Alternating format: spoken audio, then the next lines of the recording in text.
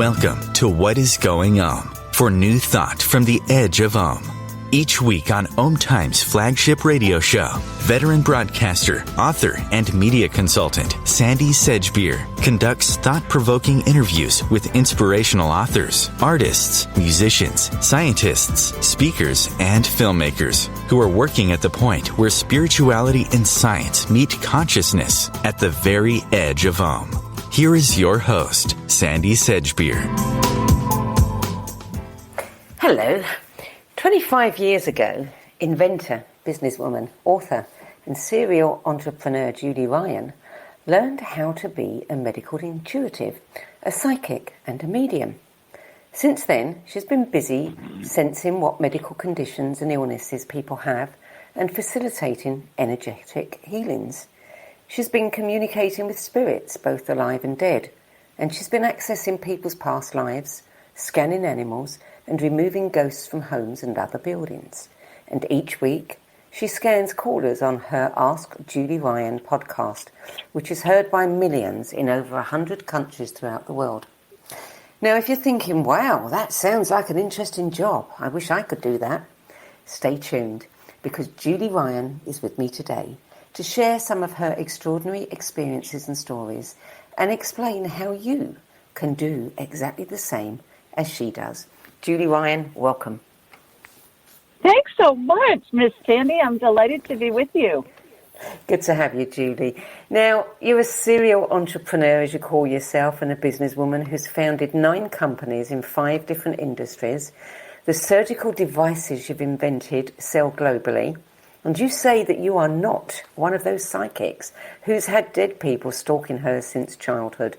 So what I want to know is, what was it that impelled you 25 years ago to learn to be a psychic, a medium, and a medical intuitive? Well, you're absolutely right. I tell people I'm a businesswoman who learned how to do woo-woo, and I'm a buffet of psychicness. and so now I teach people around the world how to do what I do, since all of this is learned. And the only prerequisite to take my class, Sandie, is you got to speak English, because I don't really speak too many other languages. A few words here and there, oui, si, that's about it. So to answer your question, what happened is a friend about 30 years ago gave me a book called Hands of Light. Yes. I take that back. Called Anatomy of the Spirit by Carolyn Mace. That was the first book. Yeah.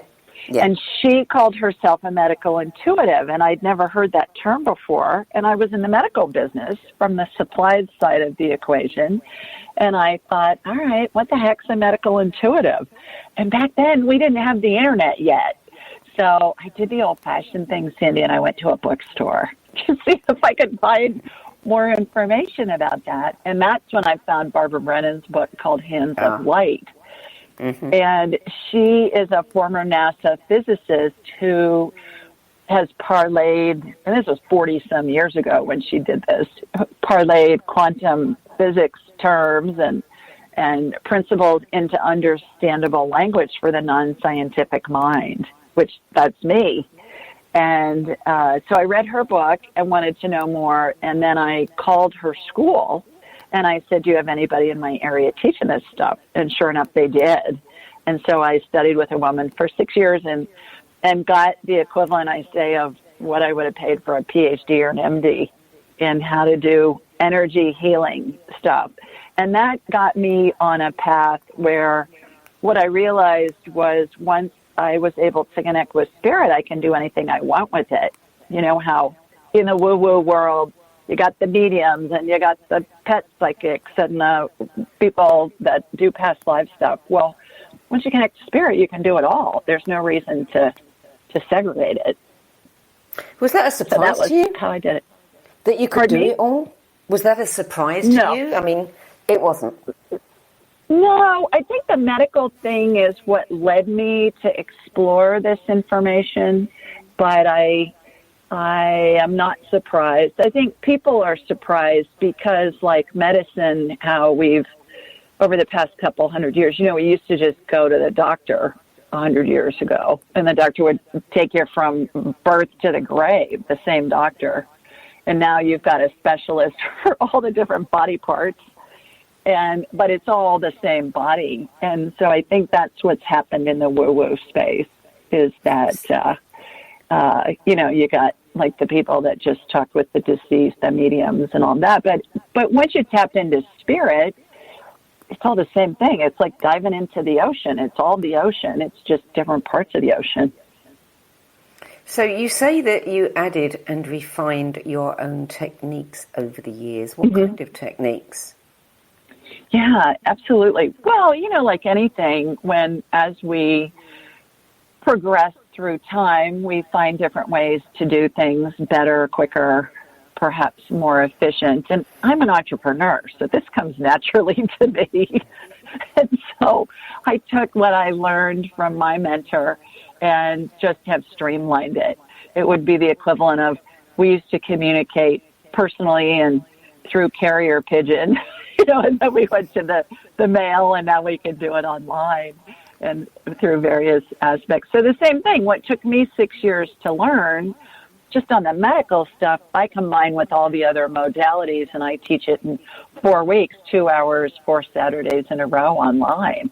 And everybody that takes my class is able to do everything that I do. So it's over the years I've come up with ways to streamline how to connect with spirit, how to do the energy healings, how to do all of that kind of stuff. So how did this, learning that you had this capability, how did it change your life? Well, we all come in with the ability. It's just a matter of developing and enhancing it. We've all had times where we think of somebody and then all of a sudden we get a call from them or a text or an email, or we run into them and we say, what a coincidence. I was just thinking of you. Well, no coincidence there. It's just all part of our intuitive abilities. So once I was developing the skills, how it changed my life was now I do this full time. I sold my surgical device manufacturing company about 5 years ago and thought, I'll just write some of this stuff. And I was being led by my spirit guide, Pope Clement. We can talk about him in a minute, to do a book. And then I was led to do a weekly radio show, podcast. And then I was led to teach class. So how it's changed the most is, as a businesswoman, this adventure that I'm on now, I'm doing it completely differently than I have done any of my other ventures, in that I don't have goals. I don't have business plans. I don't have measurables. People will say things to me like, well, how many books have you sold? And I'm saying, I don't know. I have no idea. I don't keep track of it. Figure the people who are supposed to read it are going to find it, kind of a thing. So that's really been the biggest change. That's number one. The other thing is I'm getting to meet people from all over the world, because I work with people all over the world remotely. And what a joy to get to meet all of these people from all these different countries and walks of life, and to hear about their lives and to help them in a small way better their lives. It's really been just so much fun for me. Tell me about your guide. Oh, Pope Clement. He's a riot, Sandie. He showed up one day, probably 10 years ago, and he is a dead pope. He showed up in his whole pope outfit. The hat, the whole 9 yards. And I was with my mentor, Susan, and she could see him too. And when she's doing a healing on me, my deceased loved ones are on either side of the table. I'm laying face up on a massage table, and she's doing an energy healing on me. And so he showed up one day, and I said, well, who are you? And he said, well, I'm Clement. And I said, there was a Pope Clement? I never heard of a Pope Clement. Now, mind you, I had gone through 12 years of Catholic schools, and I'd never heard of a Pope Clement. So he laughed and he said, yeah, I was number 6. I said, all right, can I help you? Kind of like, why are you here? And he said, well, you're supposed to teach the world what happens when somebody dies, because it's been so bastardized through the years and everybody's afraid to die, and there's no reason for them to be afraid. It's glorious. And he knew, of course, that I witnessed this whole dying process, and it is glorious. We're surrounded by angels and deceased loved ones' spirits and pet spirits. So he said, you're just supposed to teach the world about this. And I said, I'm not doing that. I'm a businesswoman. People will think I'm nuts. And he laughed. And he said, yeah, get on with it. So when I was leaving my mentor's office, I Googled him, and I found out, Sandie, that he was in office during the Black Plague when 2/3 of Europe died. And he's best known for his prayers for the dying and his prayers for the dead. And I thought, oh, for heaven's sakes, I can't make this stuff up. So he prodded me for years because it took me, quite frankly, several years to get enough golden ovary courage. You know, guys have brass balls and girls have golden ovaries. It took me to get golden ovary courage to really release this information so that it could help other people. And really the final catalyst was one Sunday I was at church, and the priest from the pulpit was talking about how wouldn't it be nice if somebody could tell us if really we are escorted by angels and our deceased loved ones to heaven when we die. And so I was getting elbowed by my husband and my son. I was sitting between the two of them. And I thought, okay, God, really, from the pulpit, in the middle of Mass, you're prodding me to do this with this Pope. So that really was the catalyst for me to write Angelic Attendants, what really happens as we transition from this life into the next. I want to get more into the book and the dying process after the break. Before we get there, tell me, as a medical intuitive, you scan a person's energy field. You can detect bones, ligaments, sprains, tumours, heart issues, cancer, infections, etc. It's often before they're visible through traditional medical equipment scans. Right. So tell us how you are seeing. What are you seeing, and how are you seeing it? I'm like a human MRI. I connect to somebody energetically, and it's my spirit to their spirit, and it's like a hologram of them that's in my mind's eye, Sandie. And I can see what you just mentioned: broken bones, torn ligaments, viral infections, cancer, whatever. And so what I do is something's identified, and then immediately thereafter there's some type of energetic healing that will begin. And that can take the form of something getting added, something getting removed.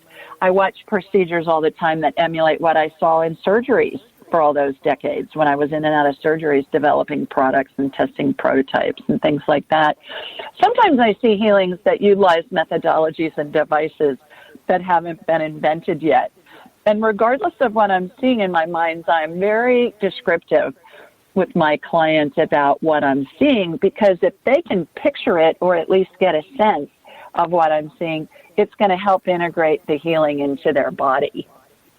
And so I do that, and it will be, I'll make several passes through somebody. So let's say the energy will go to your right knee because you got inflammation in your right knee. And so we'll work on that. And then I'll shoot energy through you again, and then it'll go to your stomach, or it'll go to your whatever. And so on an hour consult, we'll cover several things. And somebody that calls into my show, we'll just do one thing just for time's sake. And then the third thing that I do that's the most important part of the healing is I look at what I call the energy field membrane. And that's the container that holds the energy that makes up our body and our spirit.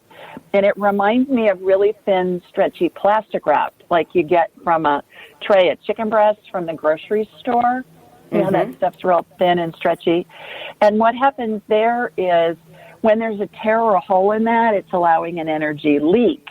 And so that's caused by an energy block, which is caused in turn by some emotional event in this lifetime or a past lifetime. So I'll envision going into that tear or hole, and I'll be shown a scene. And it'll tell me what the year was and a little bit about what happened. And if it's past life, I will get where it was, when it was, and then we'll correlate it with what's happening with the person's life. Once we identify it, Sandie, then it eradicates that energy block, and it allows that membrane to heal and allows the body to work on full power. So an analogy that I use for this is, imagine going to the pet store and buying a goldfish. They're going to put it in a plastic bag of water in order for you to get it home. So if you have a picture of that in your mind's eye, the goldfish represents our body, the water represents our spirit, and the plastic bag represents our energy field membrane. So if there's a pinhole in that plastic bag and water's draining out a drop at a time, for a long time, that fish is going to be just fine. But when enough water drains out, that fish is going to be in trouble. And that's what happens to the human body over time. So we fix the leak, the body can go back to working on full power, and it helps the person regain health and maintain health. And the spirit, it's important to remember that the spirit is the power source for the body. So when somebody dies and their spirit and their body separate, the body doesn't work anymore because it doesn't have a power source. Interesting. We're going to go to break now, Julie. You're listening to What Is Going On. I'm Sandie Sedgbeer, and I'm speaking with businesswoman, inventor, podcaster, and serial entrepreneur Julie Ryan, who learned 25 years ago how to be a medical intuitive, psychic, and medium, and has not only been facilitating energetic healings ever since, but also teaches others to do the same. We'll be back with more from Julie Ryan after the break.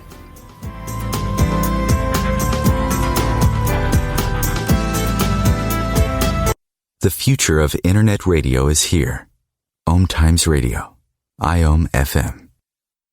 Brought to you by CDC and the Ad Council. With so much loss, you may feel like you can't handle it all. Meditation or other spiritual practices can help you feel more grounded and better able to cope. Find more self-care and coping tips at coping-19.org. Ascending Hearts is no ordinary dating site, but a spiritual dating site with a purpose, to link you with your soulmate. We engineer the serendipity so you can trust that you will attune with someone that has the same matching vibration as you. Ascending Hearts, the conscious dating site for the spiritually aware. Try Ascending Hearts for free. ascendinghearts.com. Vox Novus, the new voice. Vox Novus, the new dimension. Vox Novus, thought and movement leaders who will share from their experience and offer tools to help us navigate our rapidly changing world. My name is Victor Furman. Join me every Thursday at 8 p.m. Eastern on OMTimes Radio for Vox Novus, the new voice. Mental health. Most people think it means mental illness. Most people are wrong. Mental health doesn't apply to just some of us. It applies to everyone. We're all susceptible to anxiety and depression. They're human conditions. And no person should ever feel embarrassed, ashamed, or be discriminated against for being human. Cracked the podcast strips away the shame, fear, and stigma by expanding the conversation into areas less often visited. From brain and body chemistry, hormones, food, nutrition, trauma, and the microbiome, to pharmaceutical drugs, psychedelic substances, meditation, visionary experiences, and spiritual awakenings. Cracked the podcast will explore them all, including the notion that, for many, breakdown can be the beginning of breakthrough. For in the words of singer-songwriter Leonard Cohen, there is a crack in everything. It's where the light gets in. Cracked the podcast, slaying the dragons of mental health. Join co-hosts Sandie Sedgbeer and Rebecca Shaper on the first and third Thursday of every month at 12 noon Eastern Time. Came across someone struggling with hunger. How would you recognize them? By their clothes, their age, the way they speak. Hunger can be hard to recognize. Learn why at IamHungerInAmerica.org. Brought to you by Feeding America, 200 Food Banks Strong, and the Ad Council. Welcome back, Julie Ryan. Before we move on to talk about your book, Angelic Attendants, and the 12 phases of transition from life to death, I just want to refer back to, you were talking before the break about the scanning process. There was one part in your book that really interested me. I mean, you have many, many testimonials, but there was one story that I thought was especially interesting. It was about a woman who came to you because her 4-year-old daughter was having kidney problems. And doctors warned the parents that she may need a transplant. So you scanned the child. Tell us what you saw and what the mother subsequently reported. Well, this little girl, her name is Savannah, and she's now in her mid-20s and doing just fine. She was in kidney failure, and so her mother contacted me. And I watched in my mind's eye. Now, this is a long time ago. This was over 20 years ago. I saw in my mind's eye a surgery that was a transplant surgery. So I saw a donor patient.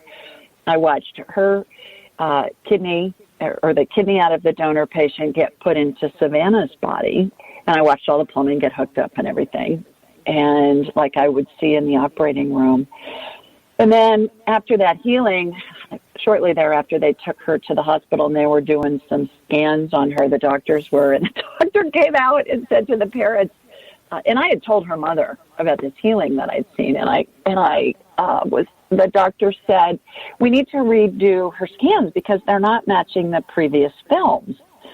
And her parents said, okay. So he came back out then and he said, all right, I can't explain this, but she's got a kidney that looks like it's from a preteen, and then her other kidney looks like it's a typical 4-year-old kidney, and we can't explain it. We don't know what's going on with that. So her mother texted me and said, how old was the donor patient? And I said, I don't know, let me see. So I went back and I did an instant replay. Well, the donor patient I got was 11. The donor patient was a child, but an older child. So after that, she was fine. The kidney disease went away. She lived a normal life ever since.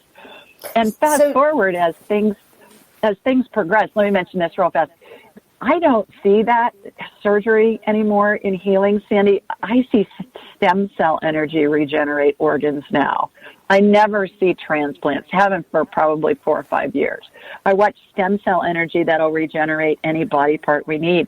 And oftentimes, sometimes they'll show up on scans, and I have had doctors over the years call me and say, what are you doing with my patient, and how does this stuff work? I explain it to them.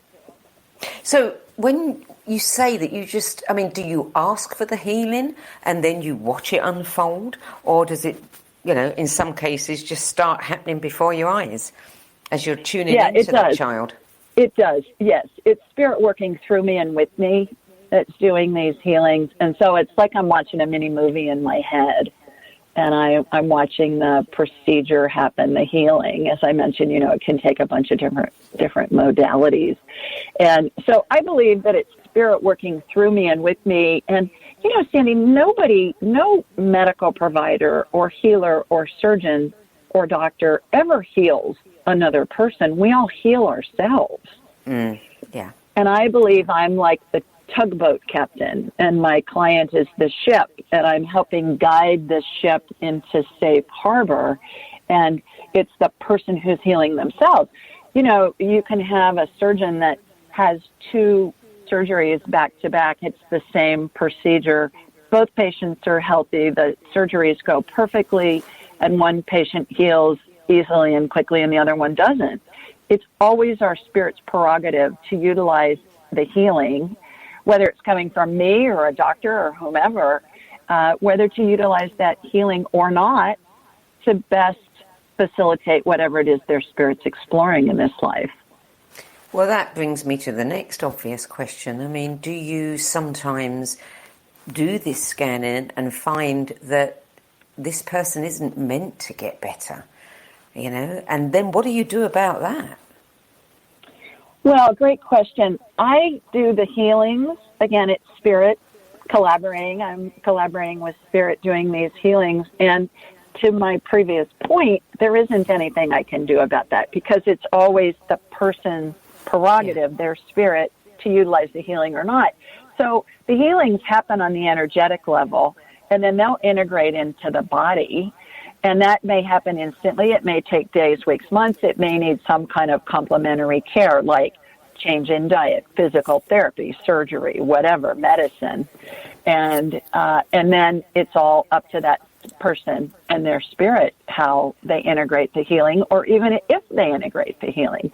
I don't edit anything I get. Like somebody will say, I've had people ask me over the years, what happens if you see somebody that's full of cancer? Do you tell them?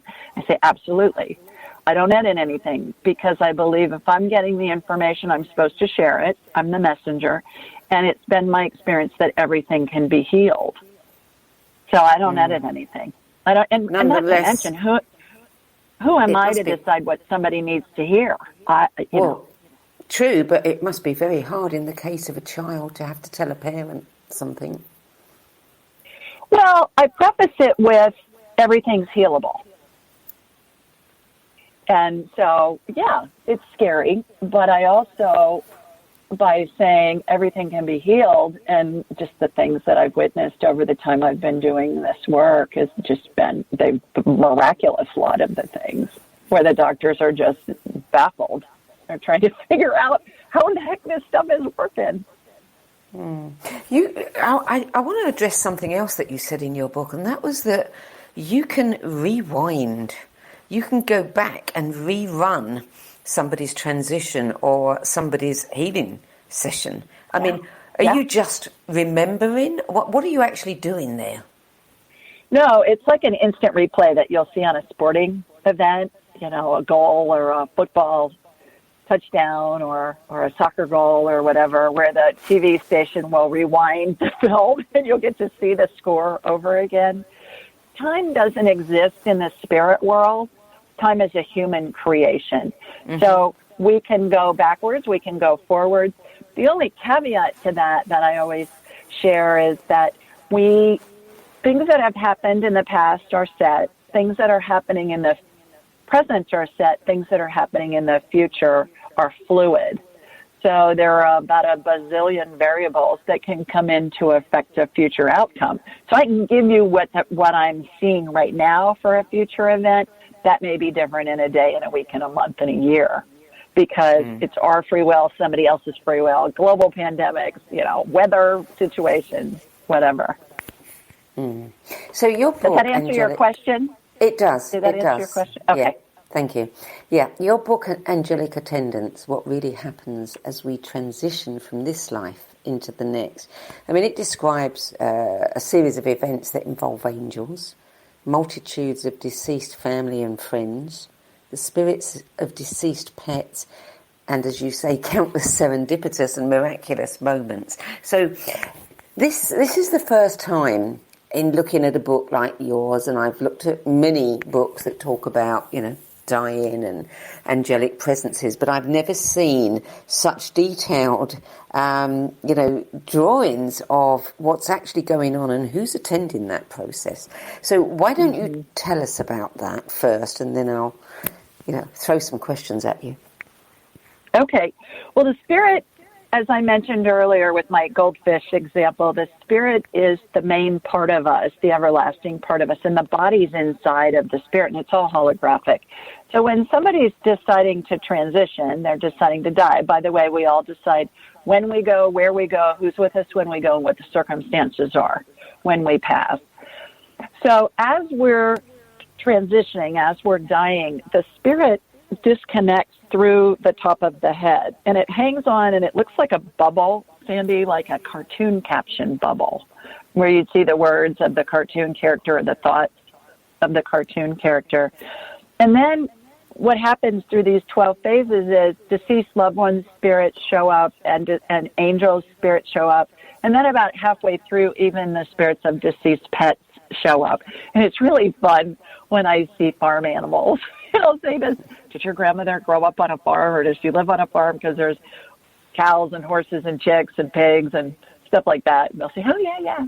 And I'll describe the pets to them, and they'll say, oh, yeah, that was her collie Golden, or that was her cow Bessie, or whatever. It's really fun when that happens. And so as the person is approaching the end, the circle of angels that are anchored by the closest maternal spirit and the closest paternal spirit on the mother's side, on the maternal side, when they're in place, they anchor this circle of angels. And then this circle opens up into a horseshoe, eventually being a straight line across the feet of the person who's dying. And it's interesting that we all go through what I call the 12 phases of transition, whether we die instantly, like in the case of a homicide or suicide, or whether we die over days, weeks, months, years. And so everybody goes through the 12 phases of transition. And angels appear to me like you would imagine they would appear to a girl that went through 12 years of Catholic schools. Big angels, big wings, white gown, all of that. And it's important to note, Sandie, that that's how they appear to me because that's how I identify them through my frame of reference. Someone perhaps that grew up in the Amazon in an indigenous tribe might see angel energy as a ball of purple energy or something completely different. So spirit's always going to show up in a way that we can identify them. And that's basically what happens. A couple of other nuances that I can go into of particulars if you'd like on the phases.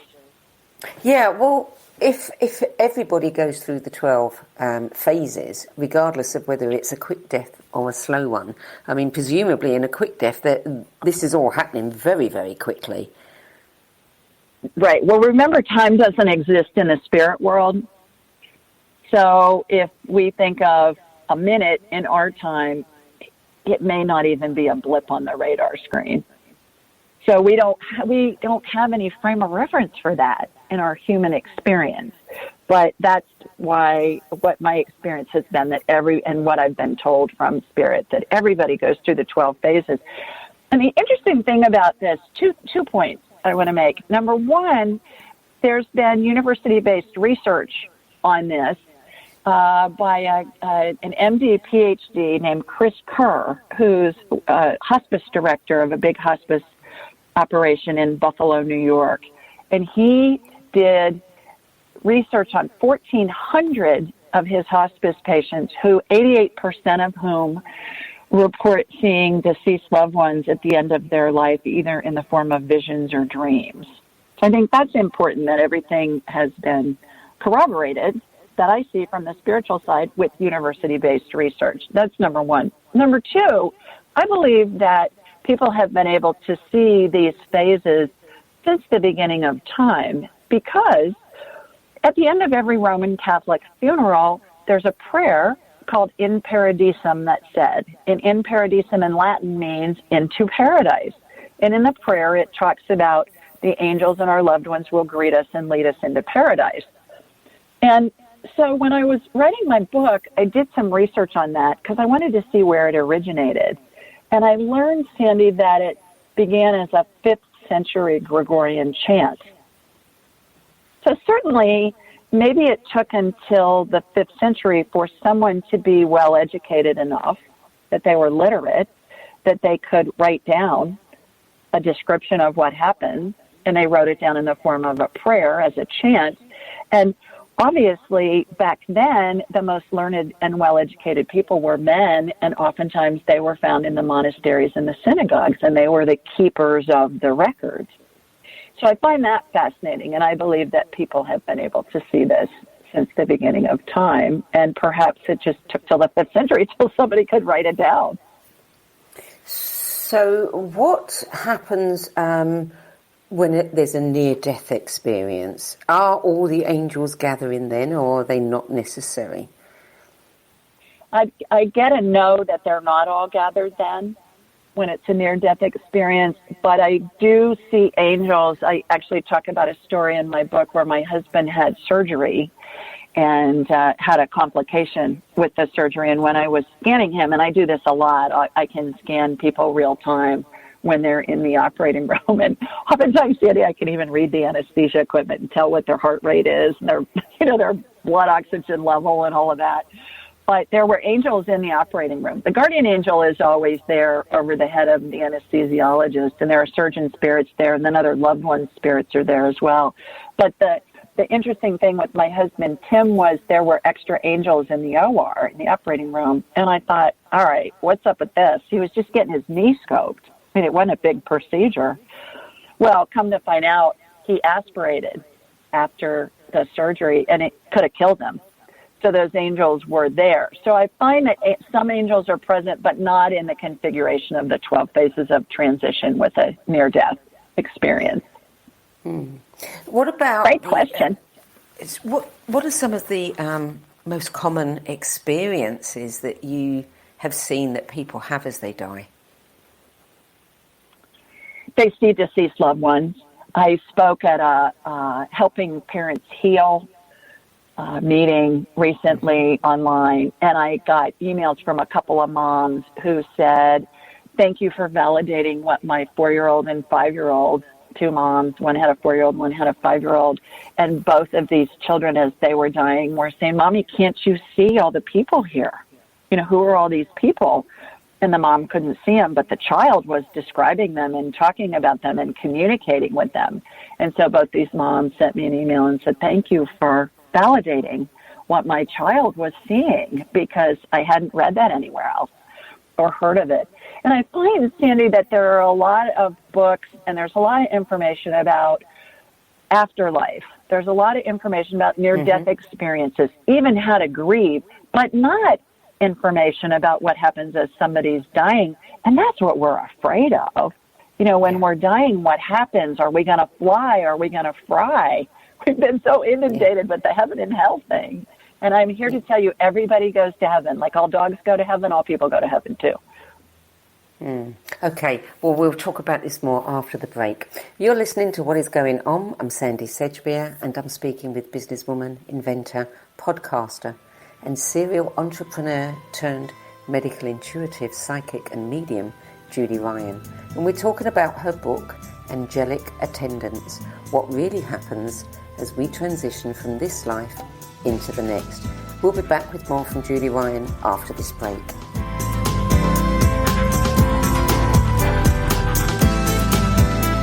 The cutting edge of conscious radio, OMTimes Radio, IOM FM.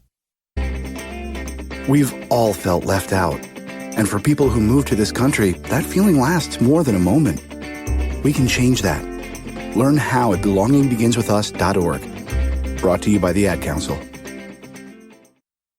Being a radio host on IOM FM allows you to build your show on a rich platform with the power of the internet to fulfill your outreach goals and connect with a very specialized and global online audience, unlimited by time and distance. OMTimes Radio will provide you with web relevance, a recognizable conscious brand, and with the standard of excellence that has accompanied every single OMTimes endeavor. Host your show with OMTimes Radio Network.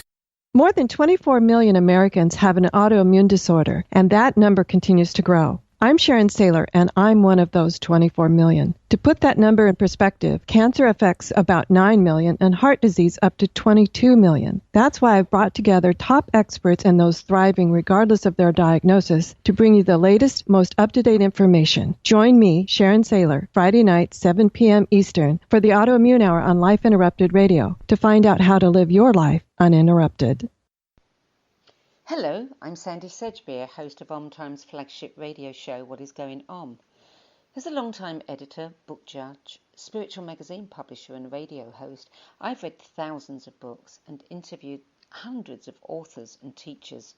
So I know what's worth reading and what isn't.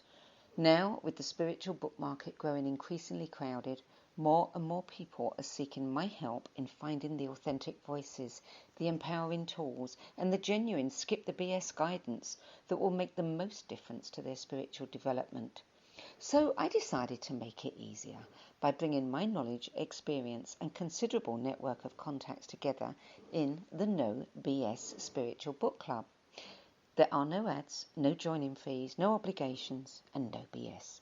Just an ever-growing library compiled by recognisable and respected names of the 10 best books that helped them the most on their journeys. Plus free book excerpts, audios, and live video interviews where you can quiz them about their spiritual journeys and their 10 best list choices. Your time and money are valuable, your spiritual journey even more so. If you're looking for genuine guidance from people who have walked this path before you, check out Sedgbeer.com.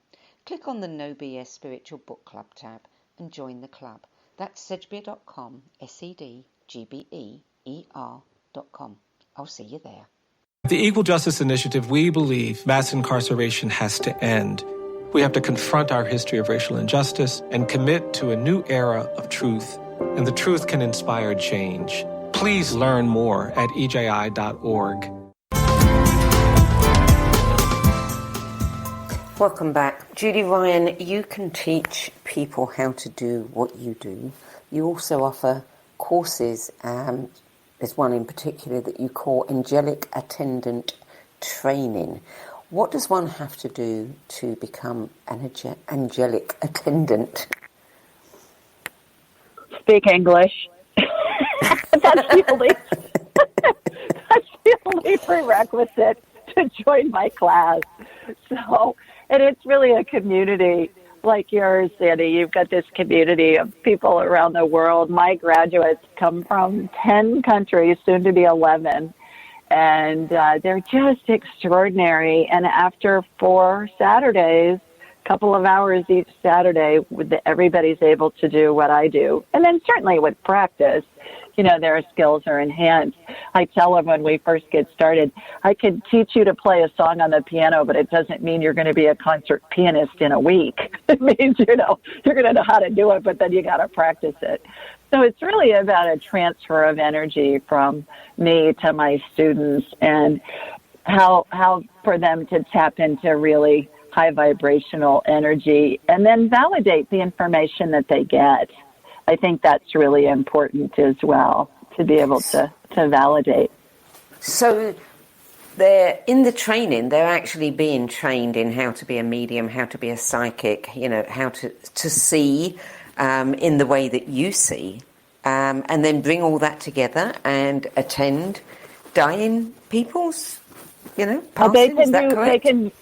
They become buffets of psychicness themselves, Sandie, like I am. So they can work with people who are dying. They can do energy healings, facilitate energy healings, scan people, see what's going on, do pet scans and healings, communicate with the deceased, communicate with spirits who are attached to bodies, communicate with the animals, do past life stuff. Communicate with spirit guides and angels and the whole 9 yards. And it's about 10% technique, Sandie, and 90% transfer of energy. And so the classes it's discussion and lecture for the first hour, and then the second hour is practicum. So everybody's doing it in the second hour, and the first one is really fun because they all do remote viewing. And none of them think they can do it, and they do it right out of the chute immediately. And they're all saying, "Oh my, this is amazing!" So yeah, it's really, we have a blast. We have so much fun, and then we get together once a month for anybody that wants to participate. We have a private Facebook group that we all communicate on, and then 3 times a week there are practice sessions that are free, that come with it, and then graduates from all over the world get together online, and those are really fun too, and amazing, the things that they're able to do. So yeah, it's quite extraordinary, the people that teach the class, or that come to do the class. I teach it quarterly, and I limit it to 12 people at a time. I can understand people wanting to train to be a medical intuitive, a psychic, a medium, all of these things, but to actually spend a lot of time attending the dying. I mean, are there many people who actually want you to be present when a loved one is dying? Well, I'm not present in person. I'm doing it remotely. So, right, but are there people that want that feedback from you? Oh yeah, absolutely, because it's so helpful with families who are taking time off work and oftentimes traveling distances and things like that. And I can scan anybody anywhere in the world, and I can tell their loved ones what phase of transition they're in, and they can refer to the graphics that are on my website, AskJulieRyan.com, and so they can get a visual of what's happening, which those graphics bring a lot of comfort to family members when they have a loved one who's dying. And I can communicate with the person who's dying, whether they're able to verbally communicate or not anymore. And the stories that I can tell you about, the things that the messages the dying give me are riot. They are so hilarious, some of them. They range from, here are the color of flowers I want at my funeral, here's what I want to be buried in, to one of my favorite stories is about a man who was dying, and he just was hanging on, and his daughter was saying to me, "What does he need to go?" And he kept saying he needed her to file his tax returns. He was American. And she said, "Tax returns? What?" And he kept saying, I need her to file my tax returns, my quarterly estimated tax returns. So finally she got so exasperated and she said, all right, I don't even know where they are. So this man couldn't communicate anymore. And so he tells me, they're in my desk, in my bedroom, second drawer on the left. So I told her, I said, go to his house, see if they're there. She found them. The check was written out. There was a stamp on the envelope. Everything was there. She put him in the mailbox, and he died a couple of hours later, Sandie. Wow. So come to find out, the funny ending of that story is she was his executor of his estate. And by filing those taxes on the day that he died, they were postmarked that day, it saved her all kinds of headaches in trying to settle his estate. So he was thinking about her too. There was one man who kept asking for licorice. Yes. Which is a strange thing, you know. I know. They ask for candy, they ask for magazines, they ask for sweaters sometimes. They'll tell me they're cold. I always ask, what do you need? Are you ready to go? And are you in pain? And they'll give me the answers to those. There was one family with whom I worked in South Africa, and Grandma got sick, and she was in a coma, and she was dying. And so there were 6 family members on the phone. So I'm talking to Grandma in South Africa. I'm in the Southeast U.S. So we're having this, long-distance spiritual conference call going on where the family was asking Grandma questions like, they didn't know if she had a will or if she did, where it was, and they didn't even know if she had insurance policies or anything like that. So we got that kind of information for them. It's really remarkable, the things that people will tell us when they're dying, when we can communicate with them telepathically. Yeah. You've written 2 other books, Angel Messages for Kids and Angel Messages for Dogs. Tell us briefly a little bit about those. Those are children's books. They're picture books. I think they have between 15 and 20 sentences, short sentences in them. It's more about the pictures. And those came about, Sandie, because I've had so many moms over the years ask me to write something for their children so they can explain, how does my child tell me about conversations they've had with my dead grandfather who's been dead for 30 years, and this child never knew him, but the child's telling me things about my grandfather that I didn't know, that have been corroborated with my mom or my grandmother. And mom's saying, how does my child know all this information from past lives? And this child can't even read yet, and we're able to corroborate the information with historical data that we find online. And then finally, how do I explain to my child that this person has passed? And we'll say, well, Johnny, Grandma's in heaven now, and they'll be at the visitation hours at the funeral home, and Johnny will say, no, she didn't. She's asleep in that box over there. So that's what I've done with beautiful illustrations, and they're really colorful, and the kids love them, and it's really fun. By the way, any of your listeners, Sandie, that would like a copy of Angelic Attendants or my children's books, all they have to do is just go to my website, AskJulieRyan.com, click on the Ask Julie button, and send me an email and say, hey, I heard you on Sandie's show. I'd love a copy of your book. And we'll send them a free digital and audiobook version just as a gift to your listeners. Well, thank you. That's very kind of you. You're welcome. Tell me about your podcast.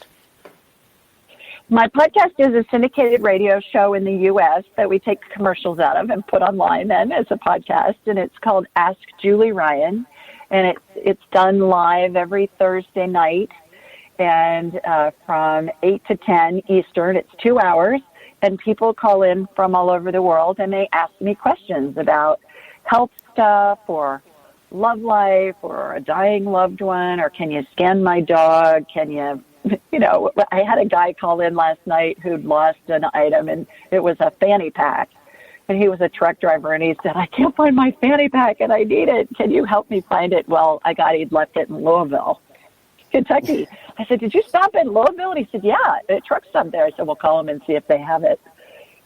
So, yeah, it's really fun. Every week, it's just a blast because, gosh, I think I had 48 callers last night. I got about 16 of them on. in 2 hours? And that's just this whole range of questions. And it's always fun to see who calls in and what their questions are. And then we get answers for them.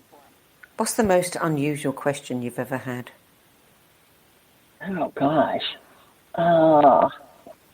There has to be a standout somewhere. What's the most unusual question? Usually there are future questions, and I know. I had a question, my most unusual one, one of my favorite ones. I had a guy call in a couple of years ago, and he was an engineer, and he wanted to know if there were any past lives that affected him being an engineer in this life. And so I did the past life scan, and I, of course, do that differently because I'm an entrepreneur, you know. I mean, I always have to do things differently. And so I got this past life. I saw this vision, and it looked like I was on the set of Star Wars. It was definitely on a different planet, and I thought it was a future life, but I got that it was in the 1930s. And so I got the name of the planet and stuff, and I saw these flying cars and stuff. And this guy was head in this city or this compound of the electrical grid, what was powering all the buildings and the homes and the cars and the vehicles and all of that. And so I said to him, I'm explaining all this to him, and I said to him, what kind of engineer are you? And he said, I'm an electrical engineer. And I said, well, there you go. It's so fun because I always think to myself, I can't make this stuff up. I'm not that creative. Well, most people, really fun. When they do past life work, you know, they're taking somebody back in time, you know, often under hypnosis. Mm-hmm. But what are you doing? Are you scanning and seeing? Yeah. That's what I was alluding to, that I have a different technique. So I envision myself, Sandie, in this endless hallway with really tall ceilings, and it's very narrow. And lining the hallway, both vertically and horizontally in column, are big square mirrors, and each mirror represents a different lifetime. So I'll say, does this man have any past lives that are affecting him being an engineer in this life? And the lives that pertain to that question will come out from the wall as if they're on a hydraulic arm. And then I'll say, show me the one that correlates the most. And that one will come out the farthest. So I envision myself walking into that mirror, and I'm shown a scene, and I'll be given where it was, when it was, what the year was, and a little bit about what happened. And then we'll correlate that with what's going on in that person's current life. It's fascinating. It's so much fun. Past life stuff is so fun. So where can our listeners find your podcast? Anywhere you download podcasts, it's at Ask Julie Ryan. Okay. And I'm also on YouTube, and also on Alexa. Great. Julie, thank you so much for joining us today. And thank you for your generous offer, which I will share again in a moment with our listeners.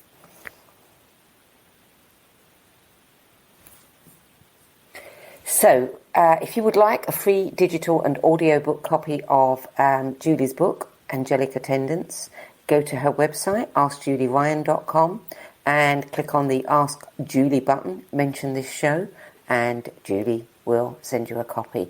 Julie Ryan's books, Angelic Attendants, What Really Happens as We Transition from This Life into the Next, Angel Messages for Kids, and Angel Messages for Dogs, are available directly from Julie's website at askjulieryan.com. I'm Sandie Sedgbeer. You can learn more about me and the No BS Spiritual Book Club at sedgbeer.com. I'll be back with another edition of What is Going On at the same time next week. Till then, it's goodbye from me.